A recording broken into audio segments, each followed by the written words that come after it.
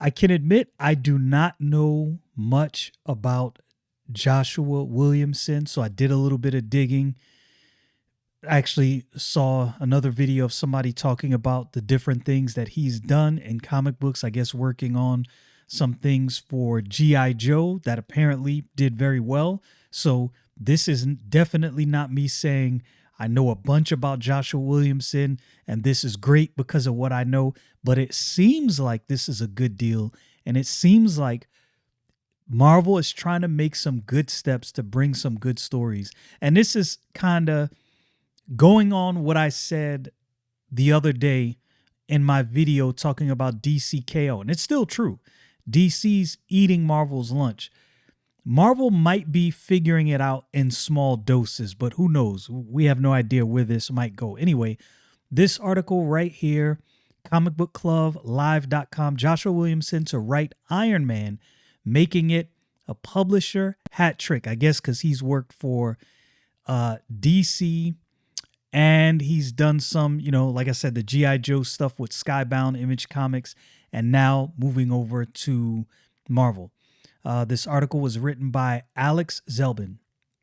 Joshua Williamson is already writing Superman for DC Comics and G.I. Joe for Skybound Image Comics. And now he's making it a hat trick by snagging the job of writing Iron Man for Marvel, as announced yesterday, October 11th at New York Comic Con. And again, just based on the cursory looking that I've done, I haven't really kept up with the G.I. Joe run, but I guess under Joshua Williamson's pen, it's been very well.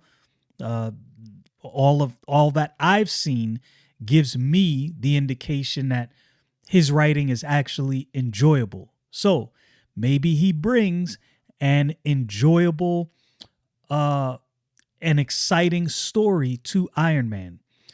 The news was announced on the Next Big Thing panel alongside the reveal of Carmen Carnero will be the first artist on the book. And I'll have to look up that name because I don't know much about it. But I will tell you what, I don't know what his nationality is.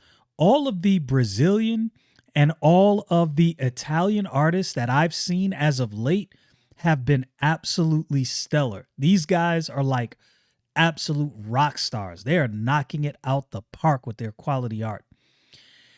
I'm a huge Iron Man fan, a massive Iron Man fan, and I knew it was time. Now, see, and I mentioned this the other day on that article that I was going over with, I think it was DCKO. I like when I see a writer saying something like this. When writers say they are a big fan of an IP, that at least gives me somewhat of an indication, somewhat of an inclination to believe that what they bring to this book is going to be good. We shall see. I absolutely had to do this. Again, I like this language he's using, said Williamson via press release. Part of our tagline for this book is that Tony Stark is the most dangerous weapon in the Marvel universe. Okay, that you got me interested already just with that right there.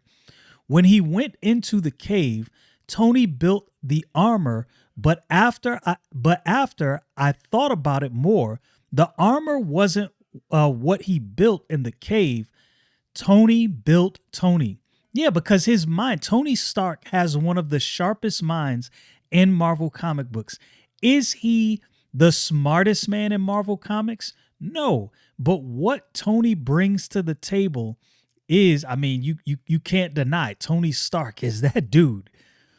In the new series, Iron Man comes face to face with Madame Masque and A.I.M, who is based on preview pages shared by publisher, are looking to create their own Tony Stark, not Iron Man. Tony does. I think they made a mistake here in this article. Anyway, does someone need to explain to Madame Masque how babies are made? Maybe. You can check out preview page covers and designs below. Iron Man #1 hits stores on January 28, 2026. Okay, I'm interested. Looking at this art right here, I'm telling you, like I said, I don't know if he's Italian, if he's Brazilian. Either way, these guys are creating some killer art, stellar art. So I'm looking forward to this. I'm looking forward to see where they take this. Oh, this looks like some good action. It looks like it's going like a flashback to the original Iron Man armor coming out the cave. So a traditional #1 where they're kind of telling the backstory, which for this generation, I will be honest, I'm not mad at any comic book that goes back and tells you the original story, because there may be many in this generation who don't necessarily know the full story. Yes, they've seen the movies. The movies are not necessarily exactly like the comic books. They're close. That original movie was close, but of course, it was modernized and placed in modern times and not in Vietnam. I believe that was the original timeline, an original area where Tony Stark was, where he created that first Mark I armor. Yeah, good art. Good art. I like what I'm seeing, and I am excited about this. Okay, Marvel. Seems like you're trying to figure out what's going on, and it seems like many of these companies have figured out you need to get a writer who's interested in this book and interested in bringing the fans something they want to read if you want it to actually move off the shelves.